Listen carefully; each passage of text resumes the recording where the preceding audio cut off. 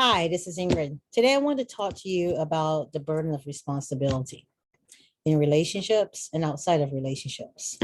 For many of us, we feel that we have to carry other people over the threshold, over the finish line, because it's who we are, it's what we do. We may classify ourselves as enablers, as codependent, as loving hard, or the kind of people that give our all because that's how we love. But the truth of the matter is that we're not responsible, or we shouldn't be responsible for carrying another person past the point that they can carry themselves. Let me say that again. You should not be responsible for carrying another individual past the point that they're able to carry themselves. And the reason we feel led to do so is one thing, but the reason why we actually do it is another. One of the reasons I believe that we do what we do and enable people or become codependent in relationships is because we fall in love with a person's potential. We are enamored, flattered, flabbergasted, infatuated, whatever you call it. You found one quality in this individual, or maybe one or two qualities that you held on to instead of looking at the whole picture. Imagine that there's a whole picture there. There's a dog with rabies behind you, and there's a bear behind the dog, but instead all you see is the vase full of flowers in front of you. All you see is the roses. You don't see the dog with the rabies. You don't see the bear behind the dog. You just see this vase of flowers that is so beautiful and so attractive. And that's what your focus is. And in relationships, that's what we tend to do. Most of us don't realize that the first attraction we have to anyone in this realm, the first time you meet someone, is not always a physical attraction. For men, they may say it's physical, but there's something else there. There's something spiritual that attracts you to that person. And the law of attraction says that we attract that which we are, right? We attract, like kind attracts like kind. So a lot of times with the universe, what you're attracting is what needs to complete you. What you're attracting is the very thing that you have asked the universe to give you so that you can work out your issues. And that doesn't mean they're going to give you something that's great to work out your issues. That means that you might attract something that is within yourself that you haven't worked out within yourself, but you're attracting it in this other person. And that's the law of attraction sometimes. It's not necessarily, you know what, both attract good stuff. It depends on if you're in that good place that you can attract good stuff. You attract that which you are. So this person that came into your life, this person you were attracted to, this person brought something with them, something that is much needed in your development. Whether you end up together or not, it doesn't matter. It doesn't change the fact that that person actually brought something to you to help you develop or become a better person. One of the things that we may totally ignore is the fact that you cannot fall in love with somebody's potential.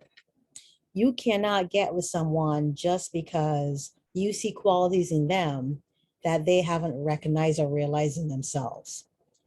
Think about that. This person could be Beethoven, but they don't want to play music. This person could be a prima ballerina, but they don't like dancing. But here you are invested in a relationship, invested in their potential, and you spend all this time and effort and energy driving them, pushing them to do the things that you see will make them successful or that can make them a better person. A little caution here. Let me tell you this. Unless that person recognizes their own potential, there's nothing you can do to make it stick. You can push them, you can prod them, but eventually something is going to break because that person is not as invested as you are in realizing who they are or what their potential is. Falling in love with potential is a big mistake.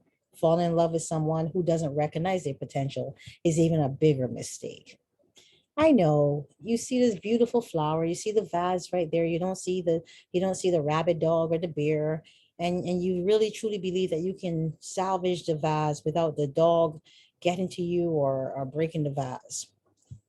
That is not good because you need to recognize that there is a dog and that there is a bear behind the dog and not just focus on the vase, because that means that you have linear vision and that you're not seeing the whole picture. And I started with that. You need to see the whole picture of someone. You don't just need to see fragments that make you feel good about yourself or fragments that make you accept that person based on how you feel about yourself. You need to see the whole picture. And a lot of people have an issue with looking at the reality of the picture. They don't want to see the reality because the reality will mar their, their view or their purpose for what they have for this person or this thing. So it is a catch-22, right? You see this person, you see their potential, you see that they have certain qualities that you're attracted to, but also pay attention to the qualities you're not attracted to. And if you do pay attention to those qualities, chances are sometimes you'll walk away. And if you choose not to walk away, at least you're aware of these qualities and they don't get you later. You don't get surprised by the fact that this person is a serial killer. You saw the axe in the bedroom and you saw the blood mark somewhere else. Pay attention. I think that we are a society that is big on, feeling good, and not just feeling good, but feeling good in the moment. And feeling good in the moment is not the same as feeling good 5 years down the road, 7 years down the road, 10 years down the road. I say and say it constantly here that it takes a lifetime to get to know someone. And even then, you may not know all aspects of them because they don't know all aspects of themselves. As individuals, we're constantly growing, we're constantly changing, we're constantly trying to figure out who we are and where we will end up. And in a relationship, that doesn't change. We're still trying to figure out ourselves. Fall in love with someone's potential is not realism. It's not a reality. Helping that person to realize their potential, understanding that they want to do it, is more a healthy route to take. Do yourself a favor. Stop. Analyze the relationship you're in. Look at the person. Look at them not one way, one directionally, but look at them in all aspects. Ask the right questions. Ask them things that will allow you to get to know them, to get to know what their goals are, what their dreams are. And sometimes the truth of the matter is you can ask the right questions and the person can be lying to you because that person doesn't want you to see them as they are, or they don't even know who they are. And that's something else you need to come into a relationship realizing that all that glitters is not always gold. So you have to be, and I keep on coming back to this again, you have to be in a place where you know yourself, because like James Allen says, you attract that which you are. If you're in a good place, the law of attraction merits that you will attract someone who has similar characteristics to you, who is aware of who they are, who knows who they are, and who is willing to come and pair with you so you both can grow from that point. The Bible talks about being, equally yoked. It's a thing. Being equally yoked means that you're on the same trajectory, that you're on the same growth level. Imagine you're up here and then you meet this girl or this guy and they're awesome, but they're down here. They still have to grow. One of two things will happen. And I'm sure some of you have figured this out already. If you will have to come down here to their level to bring them up to help them grow, or they will have to come to your level. And in the process, guess what? One or two things will happen. Either you will lose yourself coming down here, or they will have struggle getting up here.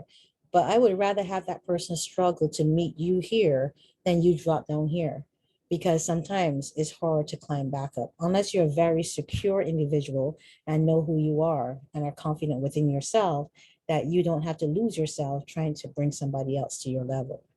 That's what the unequally yoked about. Being equally yoked means that you're both on the same level and you can grow from there. You can develop from there. All this stuff makes sense, right? So why are we not doing it?